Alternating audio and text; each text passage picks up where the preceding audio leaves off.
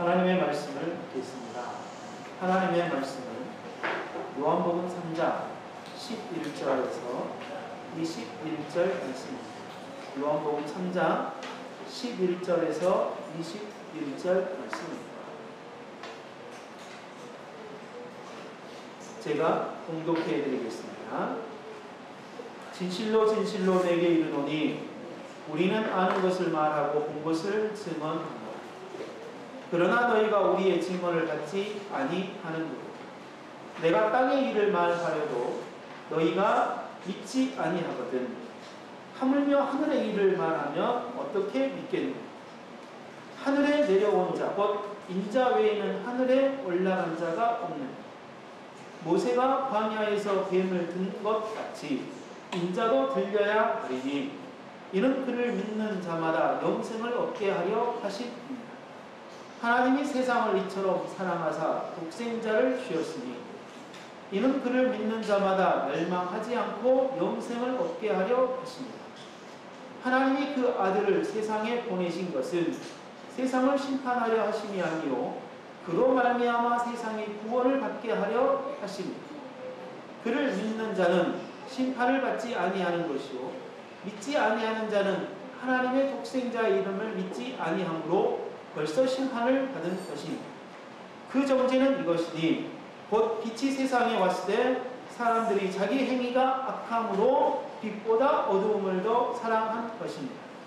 악을 행하는 자마다 빛을 미워하여 빛으로 오지 아니하나니 이는 그 행위가 드러날까 하며 진리를 따르는 자는 빛으로 오나니 이는 그 행위가 하나님 안에서 행한 것임을 나타내려 함이라 하시니라. 아멘. 하나님이 주신 말씀을 가지고 하나님의 사랑이라는 제목으로 하나님의 말씀을 선포하겠습니다.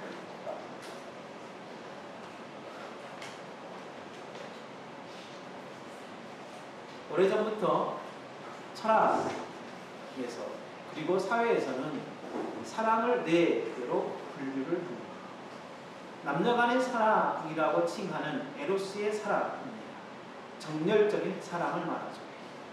그리고 친구 간의 사랑, 우정을 이야기하는 필레오의 사랑을 이야기합니다.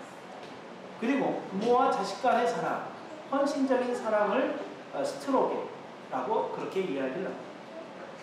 그리고 하나님의 사랑, 조건 없는 이 사랑에 대해서 바로 아가페 사랑이라고 그렇게 네 가지의 사랑을 비유하고 있습니다. 그러나 이 네 가지의 사랑은 이 분류법에 의해서 각각의 역기능이 나타나게 되었습니다.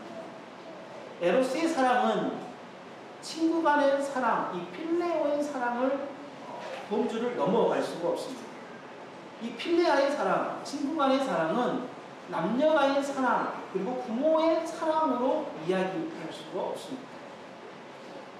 에로스의 사랑은 맹목적으로 나타납니다. 그게 선이든 아니면 그게 악이든 상관없이 아주 맹목적으로 나타나는 것이 바로 에로스의 사랑입니다. 또한 필레아의 사랑은 친구 외에는 사랑하지 못하는 이기적 사랑으로 나타나게 되었습니다. 그래서 친구 간의 왕따가 발생하는 것이 이러한 일입니다. 부모와 자식 간의 사랑은, 이 헌신적인 사랑은 이 편애적 사랑으로 나타나게 되었습니다. 그리고 우리나라는 특별히 팔이 안으로 굽는 이상한 변형적인 사랑의 형태로 나타나게 되었습니다. 아가페의 사랑은 세상에서는 이 아가페의 사랑의 역기능을 배타적 사랑, 그러니까 하나님이 사랑할 사람만 사랑하는, 그리고 그 외의 사랑은 버림을 받게 되어지는 배타적 사랑으로 나타나게 되었습니다. 세상에서 사랑을 구분하는 이 구분의 방법은 바로 이렇게 네 가지로 구분하고 그 역기능이 이런 형태로 나타나게 되었습니다. 그러나 하나님께서 말씀하시는 사랑이 이러한 사랑이냐라는 것을 우리가 생각해 봐야 합니다. 그리스도인들이 하나님 세상을 따라 사랑을 나누고 사랑을 하는 모습들이 우리의 모습 속에 드러나게 되어질 때에 이 사랑은 네 가지의 역기능이 우리의 삶 속에서 나타나게 되어진다라는 것입니다.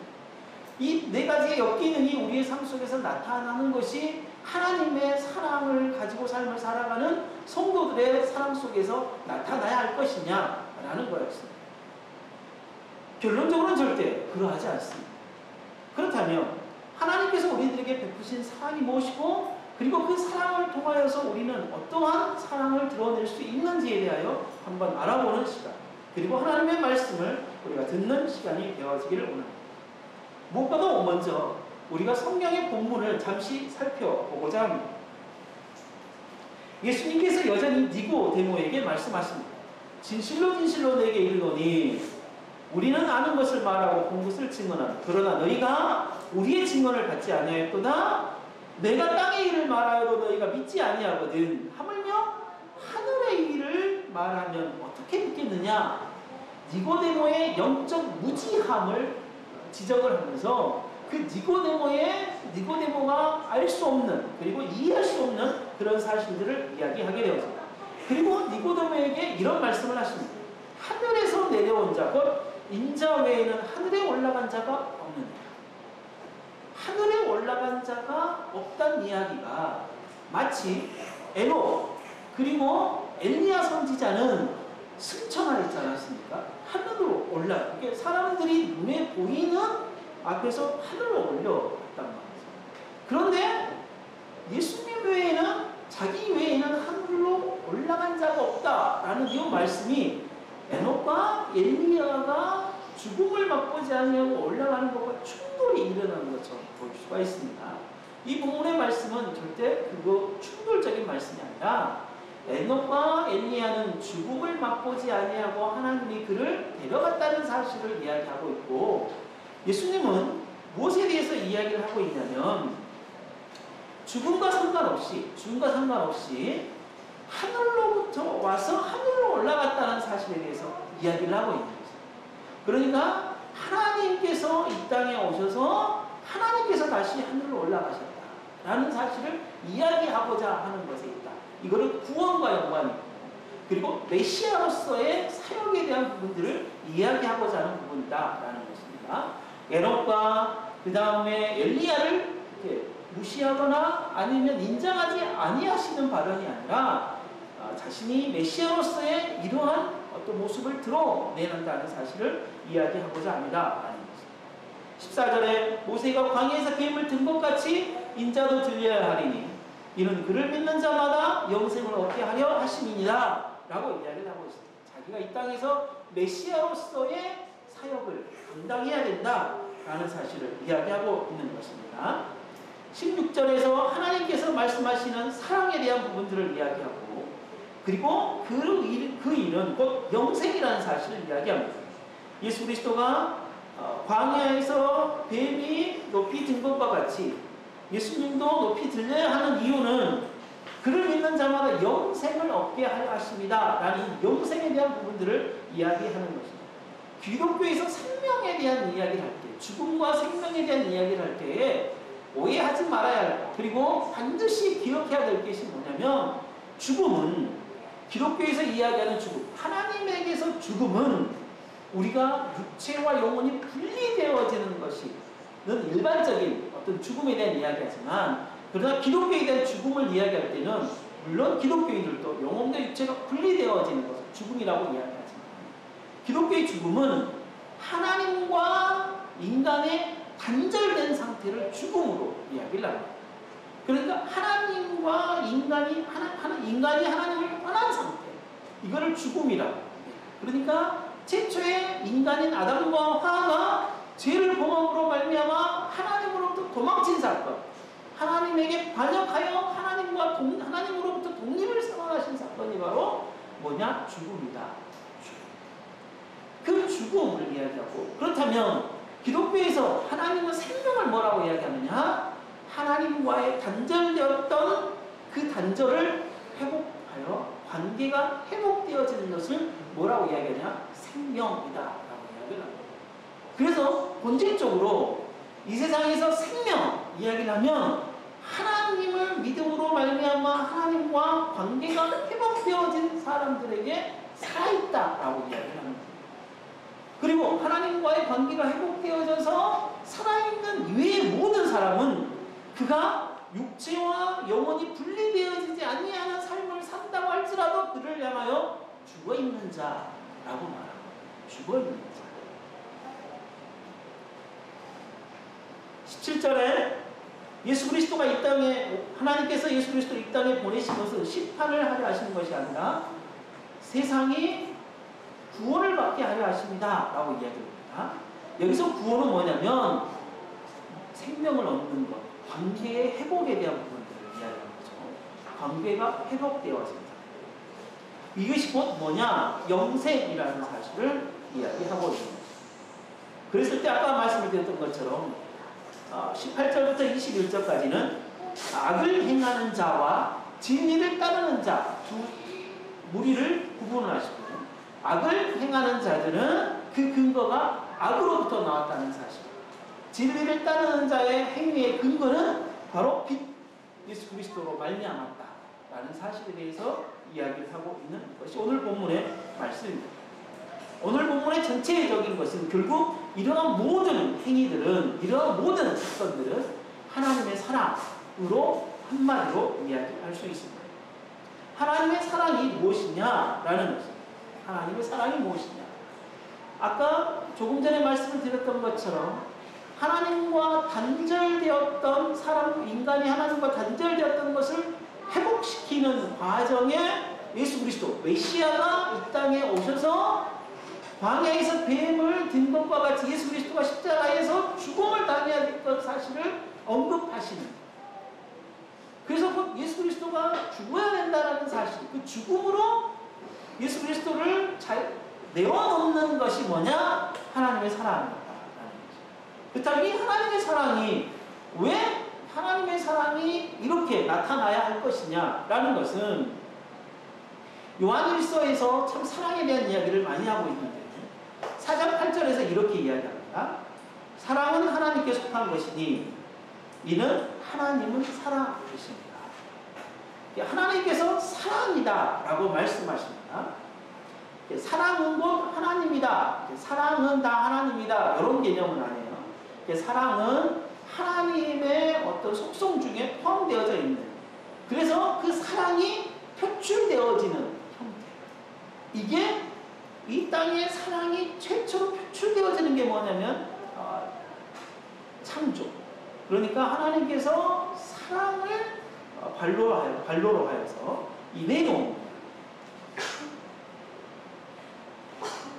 그래서 하나님께서 16절에 예수 그리스도를 내어놓으신 이유 중에 하나가 뭐냐면 하나님이 세상을 사랑하셨다라는 거예요. 하나님이 세상을 사랑하셨다. 하나님이 세상을 사랑했다는 것은요, 하나님이 세상을 사랑하여서 세상을 만들었다는 표현입니다. 다시 하겠어. 우리가 사랑하지 않는 것에 대하여서 우리가 사랑을 표현할 수가 없어요. 그러나 우리가 사랑하기 때문에 뭐냐면 사랑에 대한 표현이 나오게 되어집니다. 하나님께서 세상을 사랑하였다는 것은 하나님이 세상을 만드실 때에 뭐 하셨냐? 세상을 사랑하셔서 만들어 놓으십니다. 사랑에 대한 표현. 그게 이제 하나님의 나라에 대한 부분입니다. 그러나 결국은 이 세상은 죄로 말미암아 타락하여서 하나님을 등지게 되어진 거죠.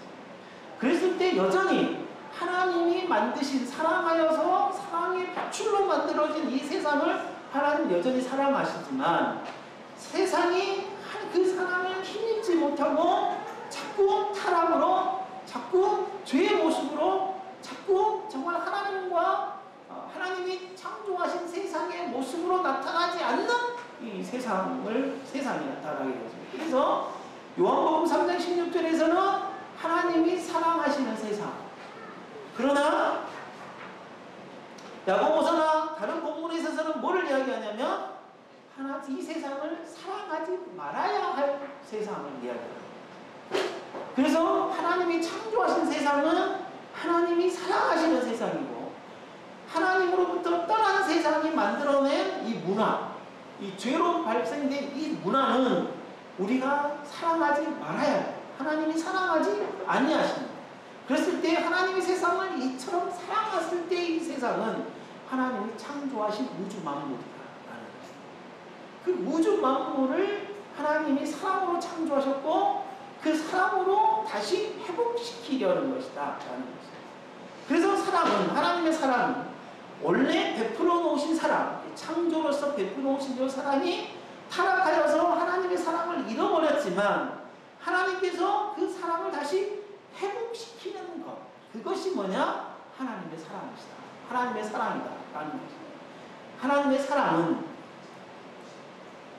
원래 베푸신 사랑을 회복시키는 것, 이게 바로 하나님의 사랑이다 라는 것이다. 그 사랑을 회복할 수 있었던 것이 뭐냐? 바로 생명을 위해 생명을 내어주는 독생자를 십자가에 못 박게 하시는 것이다 라는 것입니다. 치명적인 희생을 치러야 했던 것입니다.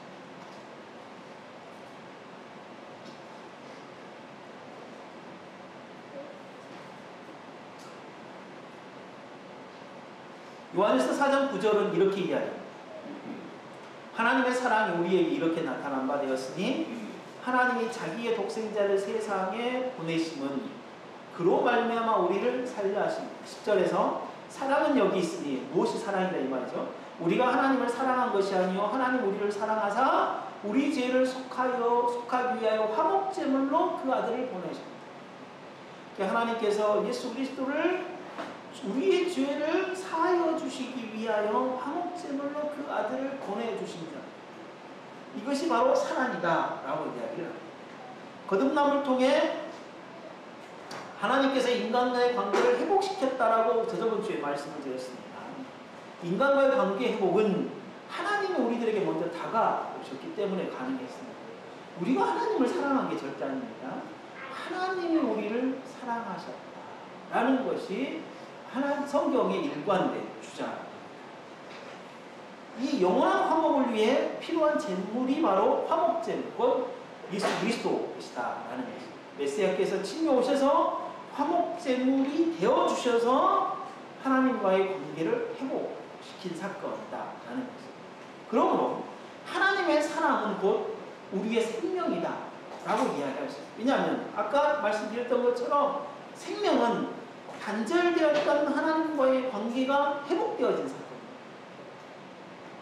거듭나온 하나님과의 관계가 회복되어졌는데 이게 가능했던 유일한 이유는 예수 그리스도가 우리의 죄를 사하여 주시기 위하여 십자가에 못 박혀 죽으셨기 때문에 가능했던 겁니다. 예수 그리스도가 우리의 죄를 위하여 십자가에 못 박혀 죽으신 것은 그것을 뭐라고 요한일서에서 규정하고 있다? 사랑이다. 곧 하나님의 사랑은 우리의 생명이다 라는 것입니다. 하나님의 사랑이 있지 아니하면 우리가 생명을 얻을 수가 없었다라는 것입니다. 그러므로 하나님의 사랑 앞에 내 존재를 뭔가에 대한 의미 있게 뭔가를 드러낼 수 있는 것이 하나라도 있겠냐라는 거예요. 절대 그럴 수가 없다. 왜냐하면 예수 그리스도 하나님의 사랑으로 말미암아 우리가 생명을 얻었기 때문에, 하나님의 사랑으로 말미암아 얻은 생명은, 하나님의 사랑으로 말미암아 얻은 생명은 곧 내 생명이다 라는 거죠.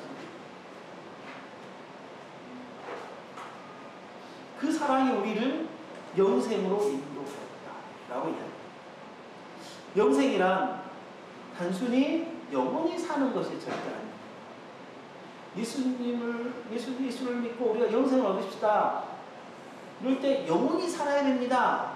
예수 그리스도를 믿으면 우리가 영원히 살 수 있습니다. 라는 말은 절반밖에 맞지 않아요. 성경에 따라 이야기했습니다. 왜냐하면 말씀을 드렸던 것처럼 생명은 하나님과의 단절되어졌던 관계를 회복하는 거라고 하고 있습니다. 죄인이 죽고 난 다음에 지옥에 가서 그의 영원히 사나요? 아니면 그냥 없어져요? 영원히 살거든요. 죄인도 죽고 난 다음에 영원히 살아요. 영생이거든요. 영원히 사는 것을 영생이라고 합니다. 그러면 예수 그리스도를 믿고 정말 영원한 하나님의 나라에 가서 사는 사람들도 영원히 살거든요. 영생이 영원히 사는 것이라고 한다면 절반밖에 맞지 않다. 영원히 사는 게 맞기 때문에 영생은 하나님과 영원히 사는 것이다. 영생은 하나님과 영원히 사는 것. 그게 곧 영생이다. 그래서 지옥에는 영생이 있다 없다? 없는 겁니다. 영원한 하나님의 나라에만 영생이 있는 것이다. 거기에서 하나님과 우리가 영원히 살기 때문에. 그렇다면 하나님과 함께 하는 것, 우리가 죽어서 하나님과 함께 할 수 있는 것입니까? 아니죠. 성도는 이 땅에서 늘 하나님과 동행하고 하나님 우리와 함께 하십니다. 그렇다면 영생은 죽어서부터 시작이 되는 것이 아니라 예수 그리스도를 믿는 그 순간부터 영생이 시작이 된다. 그러므로 이미 임한 하나님의 나라, 이 땅에 임한 하나님의 나라를 통하여서 우리가 어떤 삶을 삽니까?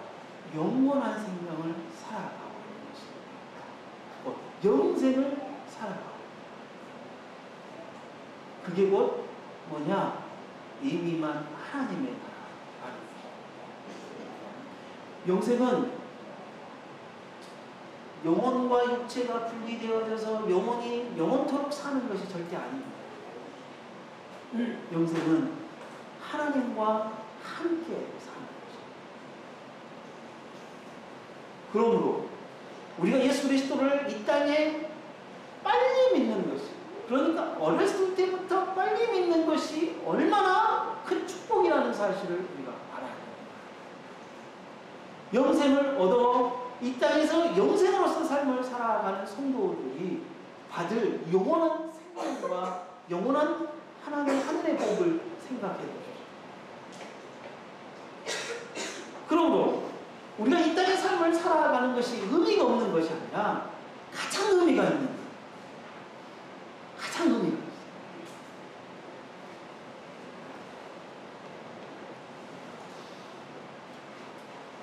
그래서 이 땅의 삶을 살아가는 사람들은 영원한 생명을 사는 사람들이기 때문에 두려워하거나 괴로워하거나 그러지 마십시오. 이미 우리는 영생을 살아가고 있는 거예요. 뭐가 두렵고 뭐가 걱정스럽고 뭐가 염려스럽다는 거예요. 우리 자녀들도 이미 영생의 삶을 살아가고 있는 거예요. 하나님께서 그 자녀들을 책임지실 것입니다. 그리고 함께 하실 것입니다. 왜 우리가 자녀들 때문에 힘들어하고 어려워하겠습니까? 그냥 맡기십시오. 그냥 하나님이 다 키우실 것입니다. 부모로서, 육체적인 부모로서 우리들에게 맡겨주신 일을 본분에 그냥 다 하십시오. 본분을 다 하십시오. 그냥 본분을 다 하심으로써 정말 우리 자녀들에 대한 하나님의 사랑을 표현해내십시오. 이 하나님의 사랑은 그래서 영원, 예수 그리스도를 믿는 그 순간부터 마지막까지 영원, 유효기간이 없다. 유효기간이 없습니다.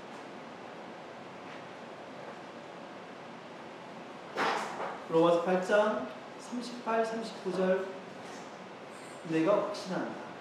사망이나 생명이나 천사들이나 권세자리나 현재일이나 장래일 능력이나 높음이나 기쁨이나 다른 어떤 피조물이라도 우리를 우리 주 예수 그리스도의 사랑, 우리 주 그리스도 예수 안에 있는 하나님의 사랑에서 끊을 수 없다. 그러하기에 우리도 하나님의 사랑이 변하지 아니한 것처럼 하나님을 향한 우리의 사랑도 좀 변하지 않았습니다. 생각합니다. 가끔 사랑이 변질되고 사랑이 왜곡될 수도 있어요. 우리가 하나님을 향한 사랑이 변질되고 왜곡될 수는 있어요. 그러나 우리가 하나님을 사랑할 때에 변질되고 왜곡된다고 하더라도 하나님이 우리를 향한 사랑은 그것 때문에 변질되거나 왜곡되지는 절대 않아요. 그럴 수가 없어요. 단 우리의 왜곡되고 변질된 사랑이 세상 사람들에게 하나님의 사랑이 왜곡되고 변질되게 비춰질 뿐이죠. 이게 이제 심각하지 않겠습니까? 정말 이게 심각하죠. 우리가 표현하는 이 사랑이 하나님의 사랑이 온전하고 선하고 가장 정말 헌신적이고 아름다운 것인데, 우리의 사랑 때문에 세상에 보여주는 사랑, 하나님의 사랑이 왜곡되어지게 세상에 보여진다. 그게 이제 우리의 책임, 우리의 문제라는 거죠.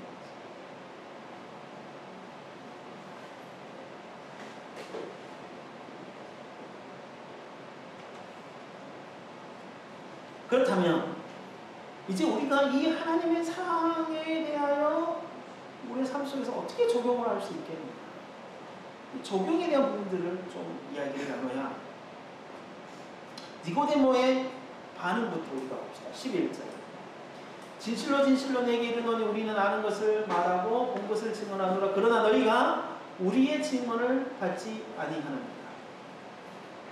이런 하나님의 사랑에 대하여서 받지 않는다. 니고데모와 예수님의 대화를 잘 살펴보십시오. 누가 더 논리적입니까? 누가 더 논리적? 누가 더 합리적입니까? 누가 더 철학적입니까? 니고데모. 예수님, 니고데모의 그 대화의 표현은 이해할 수 없는 거죠. 어떻게 하여 내가 두 번째 태어날 수 있겠느냐? 이거는 있을 수 없는 일이죠. 굉장히 합리적이고 이성적인 사고를 하고 있는 이 니고데모가 하나님의 사랑을 받아들이지 못하고,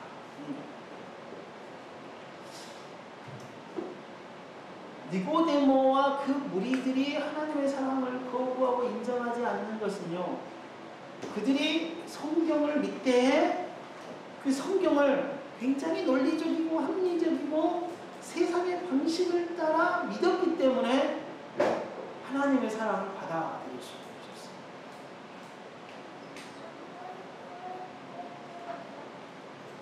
우리가 니고데모의 모습일 확률이 상당히 큽니다. 우리는 논리적, 조직적, 행동적인 것으로 진실한 사랑을 거부하는 경향이 나타나는 거예요. 그게 뭐냐? 니고데모가 예수 그리스도를 거부한 모습이 그 모습입니다. 니고데모는 성실한 유대인 아니었습니까? 그리고 논리적으로 율법을 이해했고 그것을 실제적으로 실천하는 사람이 니고데모였습니다. 그러니까 하나님의 율법을 100% 지켰다라고 생각했고 당시의 사람들도 인정하는 사람이었습니다. 그럼에도 불구하고 하나님의 사랑을 거부, 하나님의 사랑. 자신의 논리와 성실함과 조직적인 행동이 예수님을 메시아로 인정하지 않게 되었을 것이다 라는 것이죠. 예수 그리스도께서 다시 오실 것입니다. 그렇죠? 부활 승천하셨기 때문에 다시 오실 것입니다. 다시 오실 때에 다시 오시는 예수 그리스도를 거부하고 다시 오신 예수 그리스도를 믿지 않는 사람은 누구겠습니까? 죄인이겠습니까? 아닙니다. 성도들입니다. 성도들이 다시 오실 예수 그리스도가 이미 오셨는데 그 예수 그리스도를 받아들이지 못하겠다라고 그 예수 그리스도를 죽이게 되었습니다. 예수 그리스도가 초림하셨을 때에 유대인이 그랬던 것처럼 다시 예수 그리스도가 오신다고 약속하셨고 다시 오신다면 누가 예수 그리스도를 거부할 거냐? 성도들이 거부할 거라는 것입니다.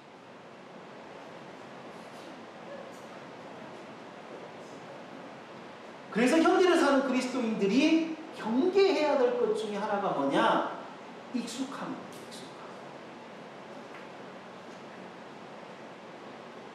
우리가 너무 뭐냐면 신앙의 말씀을 따라서 우리가 잘 살아가고 있다. 너무나 당연하다. 이것은 생각한 이러한 익숙함들이 예수 그리스도를 거부할 수 있는 요소들로 나타날 수 있겠다라는 것입니다. 제가 예전에 지갑을 엉덩이에 놓고 뒷주머니에 놓고 다니던 때가 좀 있었습니다. 근데 여러분 잘 생각해 보십시오. 그러신 분들 이게 뒷주머니에 넣었을 때 엉덩이가 그 지갑을 느껴요. 그래서 지갑이 빠졌는지 안 빠졌는지 알아요. 근데요, 그 느낌은 일주일이 지나잖아요. 무뎌져요. 지갑을 빼는 순간 빠진 게 아니라 여전히 뭐요? 지갑이 뒷주머니에 들어있는 것처럼 느껴져요. 이게 우리가 익숙함, 너무나 자연스러운 익숙함. 우리가 자칫 잘못해서요, 하나님의 말씀을 가지고 부단하게 노력하고, 우리가 이렇게 믿어야 된다라고 이렇게 잘 믿어지는 과정 중에요, 우리가 이미 하나님의 말씀을 벗어나서 삶을 살아가고 있는데, 우리는 여전히 뭐요? 하나님의 말씀을 따라 잘 살아가고 있다라고 착각할 수 있다. 이제 우리가 신앙의 익숙함, 믿음의 익숙함에 젖어 있는 모습에서 나타날 수 있는. 잘 생각해야 돼요. 그래서 하나님이 우리들에게 가끔 어려움도 주시고, 가끔 시험도 주시고, 그리고 감당하기 어려울 만한 어려움을, 고통을 우리들에게 주시는 것은 뭐냐? 그 익숙함에서 벗어나도록 하기 위함입니다. 그러면 우리들에게 오는 고통은, 우리들에게 오는 시험은 우리들을 더 성숙한 자, 그 익숙함에서 벗어나 성경으로 우리들을 되돌아가게 하는 방편 중에 하나라는.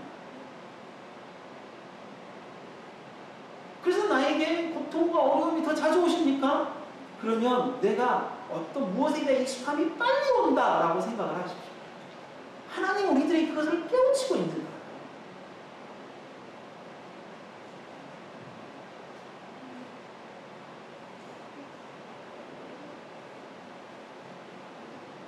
그러한 익숙함에서 빨리 벗어나십시오.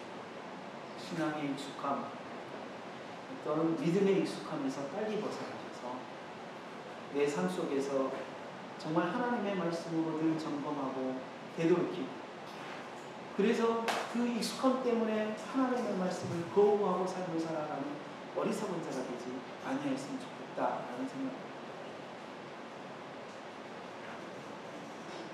그 하나님의 사랑에 대한 반응 두 번째는 끝까지 사랑으로 나타나야 합니다. 끝까지 사랑하는 것으로 나타나야 됩니다. 요한복음 13장을 시작하면서 뭐라고 말씀하시냐면 이렇게 얘기합니다. 요한복음 13장 2절. 6월절에 예수께서 자기가 세상을 떠나 아버지께로 돌아가실 때가 이른 줄 아시고 세상에 있는 자기 사람들을 사랑하시되 끝까지 사랑하셨어요. 하나님 예수께서 자기 사람들을 사랑하시되 끝까지 사랑하셨어요. 끝까지 사랑하셨다. 이게 결국 우리 성도들이 해야 할 사랑. 하나님의 사랑에 반응해야 할 사랑. 끝까지 사랑하는 것이죠. 왜? 하나님의 사랑은 유효기간이 없기 때문에요. 그 유효기간만큼 우리가 사랑할 게 아니라요.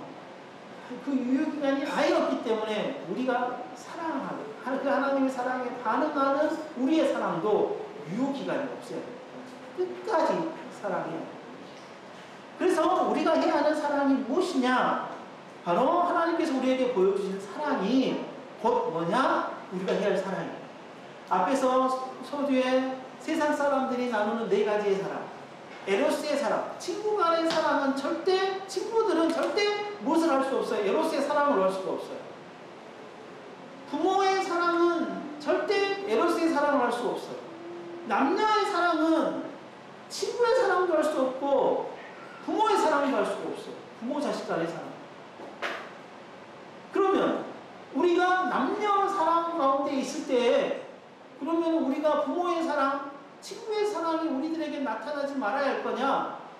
그러면 하나님을 믿을 때 하나님과 나의 관계 속에서만 에로스의 사랑이 나타나야 할 거냐? 세상 사람들이 나는 법칙은 그러하거든. 그러나 그렇지 않아. 예수 그리스도 하나님이 예수 그리스도를 통하여 우리에게 보여주신 사랑은 그 안에 에로스의 사랑이 있고 그 안에 필레오의 사랑이 그 안에 스토로기의 사랑이 있고 그 안에 아가페의 사랑이 있고 하나님이 우리들에게 보여주신 사랑은 그 모든 것들을 포함하신 사랑이지 나눈 사랑이 절대 아니라. 근데 우리는 대체적으로 사랑을 나누어서 그 나누어서 사랑하기 때문에 우리가 하나님의 사랑에 제대로 반응할 수가 없는 거예요. 우리의 사랑은 유효기간이 있는 거예요.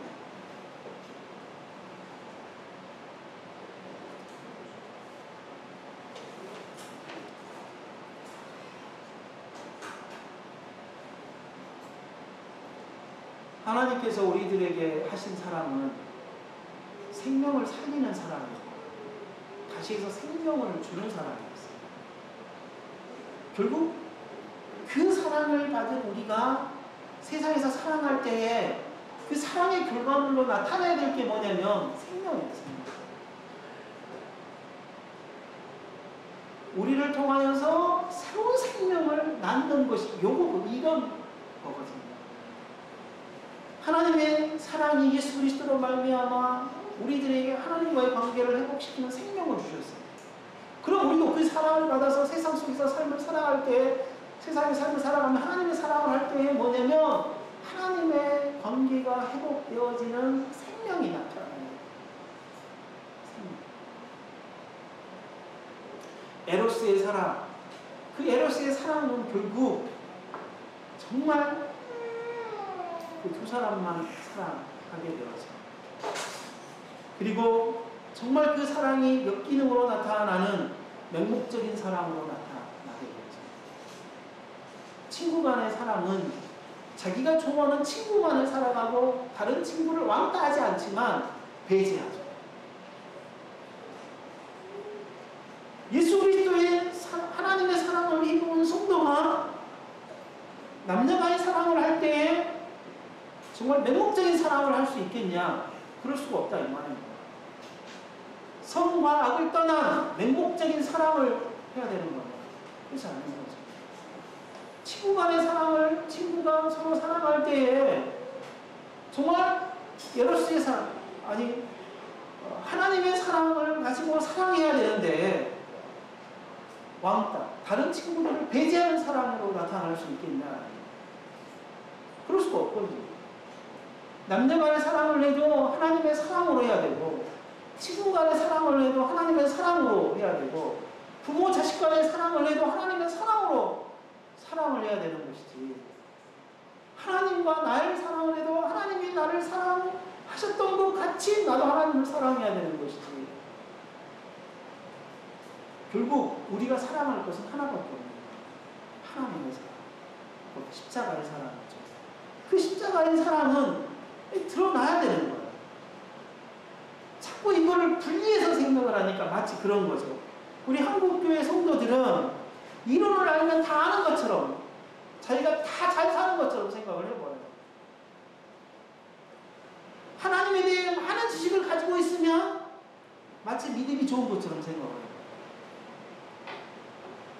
어떤 이들은 하나님에게 사랑을 많이 받으면 그러니까 하나님께 예배를 충실히 하고 그다음 하나님의 헌신을 참 많이 하고 하나님을 열심히 사랑하면 이웃을 다 사랑한 것처럼 생각을 해요.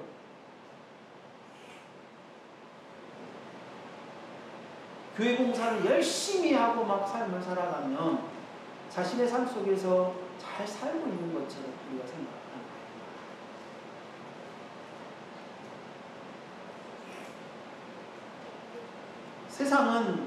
세상이 뭔가를 규정하고 세상이 우리들에게 뭔가를 제시하는 것은 많은 부분에 있어서 하나님이 우리들에게 말씀하시는 것과 엄청난 차이가 들어갑니다.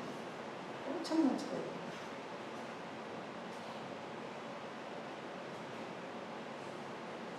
그래서 우리들에게 요한일서 4장 20절, 21절에 누구든지 하나님을 사랑하노라 하면 뭐라고 이야기하냐면 내 눈에 보이는 형제를 사랑해라 이렇게 이야기해요. 내 눈에 보이는 형제를 사랑해라. 그러한 사람이 하나님을 사랑한다고 이야기해라 라고 이야기해요. 사랑하지도 않으면서 어떻게 하나님을 사랑한다고 하냐? 이게 하나님의 말씀입니다.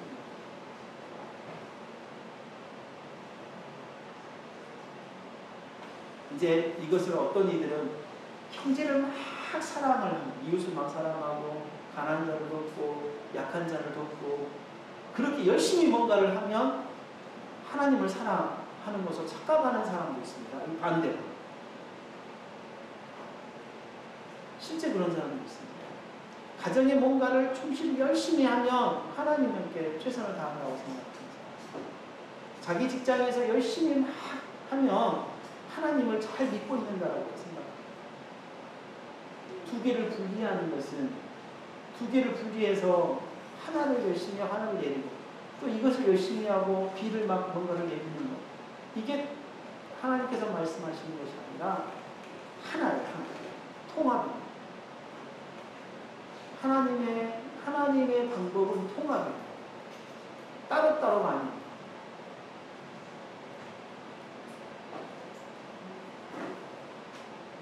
그러한 사랑, 그러한 사랑으로 끝까지 하는 사랑. 거기에서 놓치지 말아야 할 것이 하나가 있습니다. 21절입니다. 우리 같이 한번 읽겠습니다.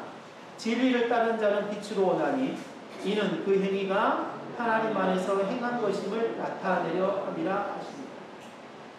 우리가 하나님의 사랑을 받아 하나님 세상 속에서 하나님의 사랑을 할 때에 드러내야 할 것, 그게 뭐냐? 하나님입니다. 하나님을 드러내는 거죠. 하나님의 사랑을 강권적으로 받았기 때문에 우리는 하나님을 사랑할 수밖에 없어요. 근데 그 사랑하되, 끝까지 사랑하되 무엇이 드러나야 되느냐? 내가 드러나면 안 되고 하나님이 드러나야 돼요. 내가 드러나면 안 되고 하나님이 드러나야 돼요. 우리가 아는 이웃 사랑은 그래서 자발적일 수밖에 없거든요. 근데 문제는 뭐냐면 우리들이 좀 악하다기보다는 우리가 좀 이렇게 오염됐어요. 자꾸 뭐냐면 내가 드러나. 정말 이게 내가 드러나지 않는 것, 이게 정말 중요한 거예요. 그럴 때 두 가지 방법을 좀 제시하고자 합니다. 첫 번째는 뭐냐면 내가 베푼 것에 대해서 기억하지 말고 그것을 다시 되돌려받을 생각도 하지 말라. 내가 베푼 것에 대해서 기억도 하지 말아라. 기억하지 않으면 기억이 나더라도 되돌려받으려고 아예 생각도 하지 마라. 그게 하나님이 말씀하십니다. 마태복음 6장에서 1절부터 5절까지 구제에 대한 이야기를 하거든요. 거기에 핵심 포인트가 뭐냐면 오른손이 하는 걸 왼손이 모르게 하는 거예요. 그래서 은밀하게 보시는 하나님이라고 말씀이 나오니까 이거를 뭐냐면 은밀하게 다른 사람이 모르게 이렇게 우리가 해석하는, 그건 절대 아니야. 오른손이 하는 걸 바로 옆에 있는 이 왼손이 모른다는 것은 말이 안 되는 거예요. 뻔히 알아요. 그 구제에 대한 핵심 포인트가 있어요. 뭐냐면 구제에 대한 말씀하시기 전에 6장 1절에서 뭐라고 이야기하냐면 너가 사람을 돌보고 너가 뭔가를 베풀 때에 너가 상 받으려고 하지 말라, 요거였어요. 이 세상에서 네가 상 받으려고 하지 말라. 그거는 결론에서 뭐냐면 은밀히 보시는 하나님께서 너에게 상을 주실 것이다. 이 포인트점이었거든요. 그래서 왜 오른손이 하는 걸 오른손이 하는 걸 왼손을 모르게 하나? 라는 말씀은 자신이 베푼 이 구제, 선행에 대하여서 기억지도 말고 보상을 받을 생각도 하지 말라. 언제? 이 시대, 내가 살아가는 세상 속에서. 그런 말씀. 그 말을 가장 좀 더 잘 보여주는 게 뭐냐? 누가복음 14장 12절부터 14절 보면 이런 말씀이 있습니다. 너가 사람들을 초청해서 잔치를 베풀고 싶으면 베풀 때 부자들을 초청하면 그들이 너를 도로 청하여 갚을까 두려워하라. 그렇게 말씀합니다. 잔치를 베풀잖아요. 그때 부자들을 초청해서 잔치를 베풀면 나중에 그 사람들이 잔치를 베풀 너를 초청해서 그것을 갚아버릴 것이다. 한번 너가 초대했으니까 나도 초대할게. 갚아버릴 것이다. 그거를 두려워하라. 그래서 차라리 가난한 자를 잔치에 초대해라. 왜냐하면 그들은 너에게 갚을 만한 능력이 없기 때문이야. 그리하면 부활 때에 하나님께서 갚아주실 것이다. 그렇게 하나님의 사랑을 받아 하나님의 사랑을 실천할 때 가장 중요한 포인트가 뭐냐면 자기 자신을 드러내지 않는 하나님을 드러내는 하나님을 드러내는 첫 번째 방법은 제가 생각할 때 자기가 베푼 것에 대해서 기억하지도 말고 그리고 그것에 대해서 보상받으려고 하지도 마라. 이 말. 두 번째 성도들이 하나님을 드러내는 행위를 해요. 그렇죠? 참 많이 하잖아요. 그때 칭찬을 하지 않는 저의 경우도 그렇지만 그때 칭찬을 받으면 겉으로는요 하나님께 영광을 드리는 척하지만 속으로는 뭐냐면 내가 높아져. 저 여러 번 경험했어요. 그래서 아예 칭찬을 받으려고 하지 않는 자세에서 상대방이 아예 칭찬을 안 하는 것이 좋겠다 이 생각을 했어요. 칭찬을 하지 말죠. 칭찬. 너무나 당연한. 그래서 그냥 하나님의 영광이라고 하자. 그런 부분에 있어서 두 가지의 말씀을 좀 제시해보고자 합니다. 잠언 27장 21절 이런 말씀이 있어요. 도가니로 은을, 풀무로 금을, 칭찬으로 사람을 단련하는. 굉장히 키참 막혔어요. 도가니로 은을, 풀무로 금을. 이게 뭐냐면 때리고 그 다음에 고통을 가하고 막 힘들고 어려움을 가하는 비유잖아요. 근데 칭찬으로 사람을 단련하는. 칭찬이 뭐예요? 우리를 단련하는 도구가 되어진다. 이게 굉장히 이게 잘 써야 되는 것 중에 하나죠. 맞습니다. 칭찬은요, 사람을 잘 키워내는 거예요. 칭찬이 필요해요. 그러나 칭찬을 써야 할 때 써야 되고, 쓰지 말아야 할 때는 쓰지 말아야 합니다.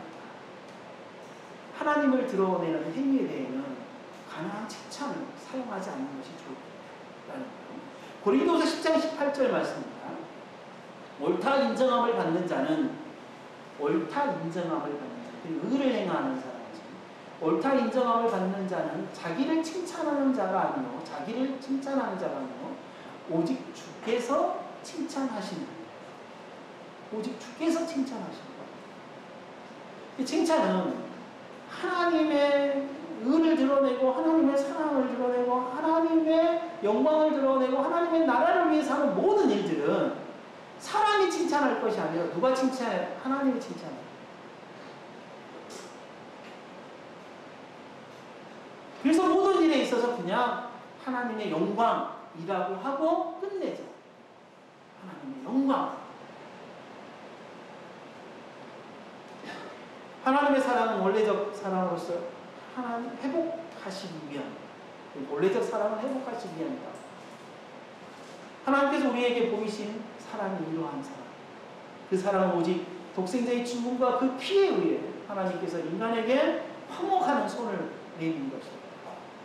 그 사랑의 대부분의 사람들은 자신의 논리와 자기 방어 기제로 거부하거나 사랑을 받는 듯 독립하여 사는 듯 살아가게 되어집니다.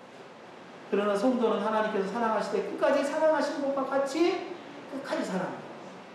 그런 사랑을 위해 눈에 보이는 형제를 하나님을 사랑해야 되고 사랑을 행할 때 자신을 드러내지 말고 그것을 돌려받으려고 생각하지 말고 그리고 그런 부분들에서도 칭찬하지 말고 하나님의 영광이라고 하죠. 하나님의 사랑을 받아 하나님과 동행하게 된 언약 성도로서 모든 일에서 하나님의 영광을 온전히 드러내는 우리 모두가 되시길 바랍니다. 이렇게 기도하겠습니다.